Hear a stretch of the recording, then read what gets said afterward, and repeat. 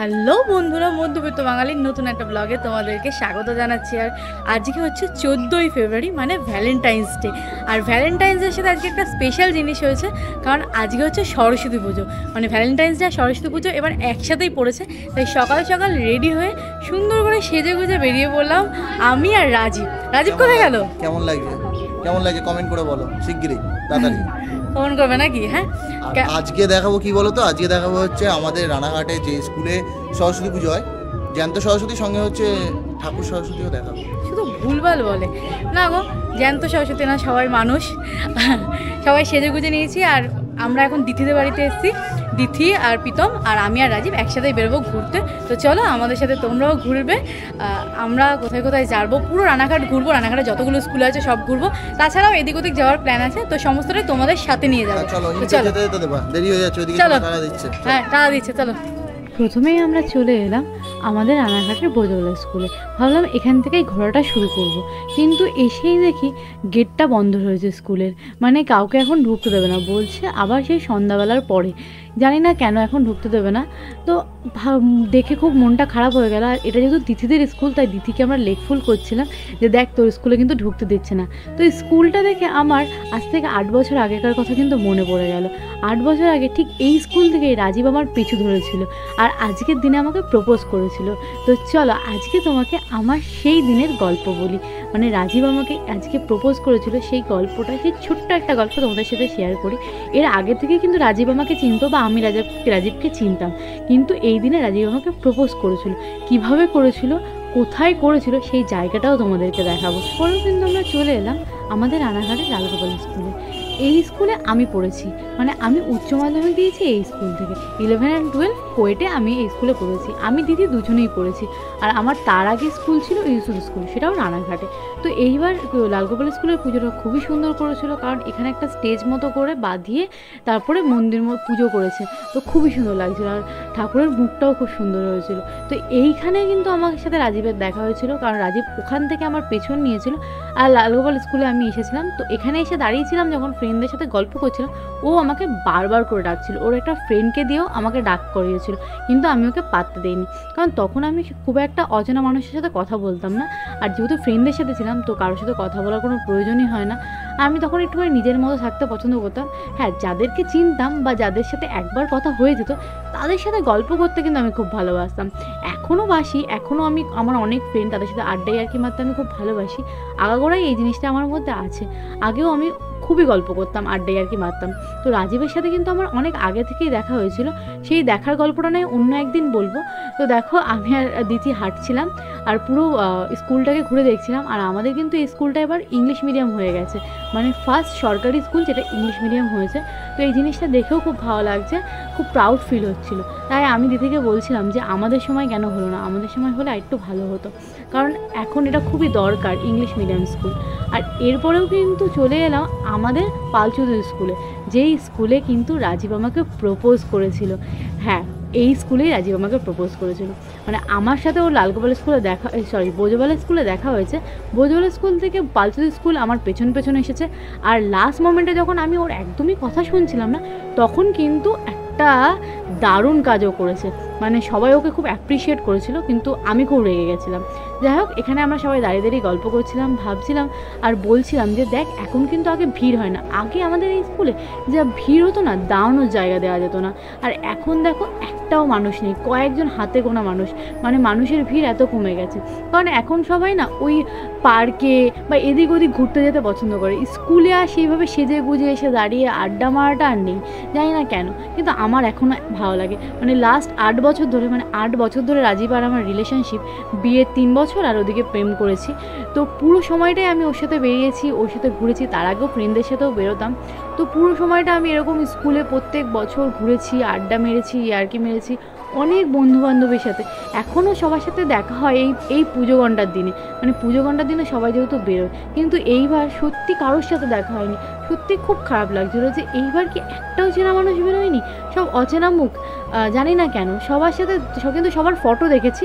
ফটোতে দেখে সবাই পার্কে গেছে বা এদিক ওদিক লং ড্রাইভে ঘুরতে গেছে। সেই নস্টালজিক ব্যাপারটা আর নেই এখন। তো যাই হোক, তোমাদেরকে যেটা বলছিলাম, তো রাজীব আমাকে এখানে এসে অনেকবার ডেকেছে।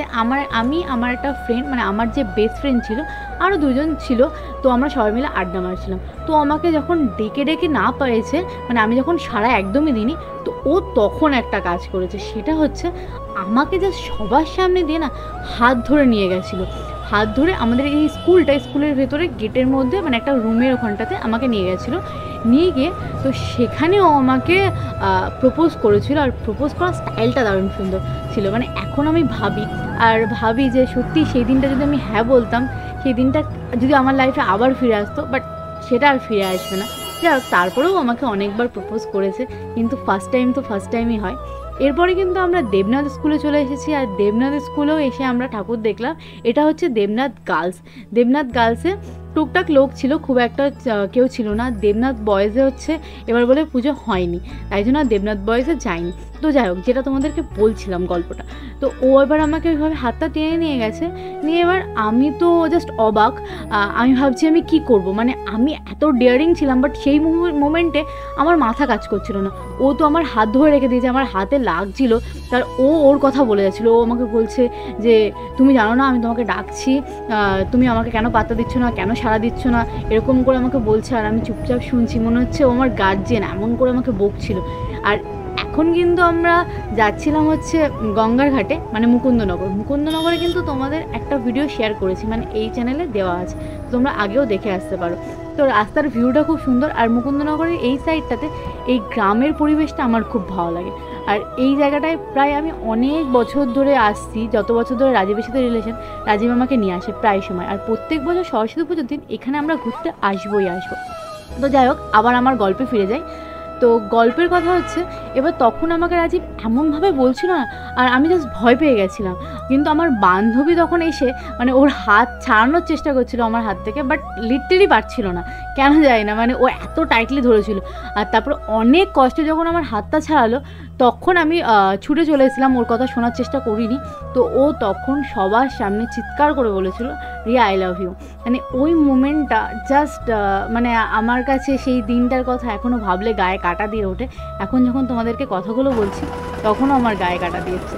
আর তখন মানে ও যখন এই কথাটা বলেছিল, তখন সবাই ওকে অনেক অ্যাপ্রিসিয়েট করেছিল, পুরো স্কুল শুনতে পেয়েছিল, স্কুলে সবাই হাততালিও দিয়েছে। বাট আমি সেই মুহূর্তে কীভাবে রিয়্যাক্ট করবো আমি বুঝতে পারিনি। আর কেন আমি রিয়্যাক্ট করতে পারিনি তারও একটা কারণ ছিল, কারণ আমি ওর ব্যাপারে ভেবেছিলাম অন্য কিছু, কিন্তু ও আদেও করে দেখিয়েছিল অন্য কিছু। আর সেই গল্পটাও আমি তোমাদেরকে একদিন শেয়ার করব, কিন্তু সেই গল্পটা আজকে বলবো না। তো দেখো, আমরা গল্প করতে করতে কিন্তু এখানে চলে এসেছি, মানে মুকুন্দনগরে চলে এসেছি। আর এই ফার্স্ট টাইম আমরা বোটিং করছি। বোটিং মানে নৌকো করে আমরা ঘুরতে বেরিয়েছি। এখানে আমি, দিথি আর প্রীতম, মানে দিথির বর, আর রাজীব ছিলাম। আর সত্যি খুব ভালো লাগছিল, কিন্তু ভয়ও লাগছিল, কারণ আমি নৌকোতে চড়তে খুব ভয় পাই, কারণ আমি জল ভয় পাই, আমি সাঁতার কাটতে একটুও পারি না। যখনই আমরা গঙ্গায় স্নান করতে আসি, মানে আমি একদম পাড়ের ধারে দাঁড়িয়ে রাজীবকে আর আমার শাশুড়ি মাকে, মানে মামুনিকে ধরি বা সবাইকে ধরে তারপরে আমি ডুব দিই, কারণ আমি জলে খুব ভয় পাই। বাড়িতেও আমি মানে একটুখানি হাঁটু জলেও আমি খুব ভয় পাই, এরকম ব্যাপার। তো তাও আমি একটুখানি জলে হাত দেওয়ার চেষ্টা করছিলাম। আর মানে নৌকাটা তো এদিক ওদিক করছিল, ভাবছিলাম এই পড়ে যাবো, কিন্তু ভালোও লাগছিল। আর জলটা এত ঠান্ডা ছিল বলার মতো না। আমাদেরকে অনেকটা ঘুরিয়েছিল, মানে এই মাথা থেকে ও মাথা, এপার থেকে ওপারে আমাদের ওই দিকে নিয়ে গেছিলো, একটা দ্বীপের দিকে। ভেবেছিলাম একটা দ্বীপে যাব ঘুরতে, বাট যাইনি। তো সত্যি খুব সুন্দর। আমাদের সাথেও আরও অনেকে লোক ছিল, মানে আমাদের চেনাশোনা না, অন্যরা। তো খুবই সুন্দর ভিউ ছিল, আর মনটা পুরো ভরে গেছিলো। এই ফার্স্ট টাইম আমি বোটিং করলাম, মানে নৌকো চড়লাম গঙ্গায় এতটা।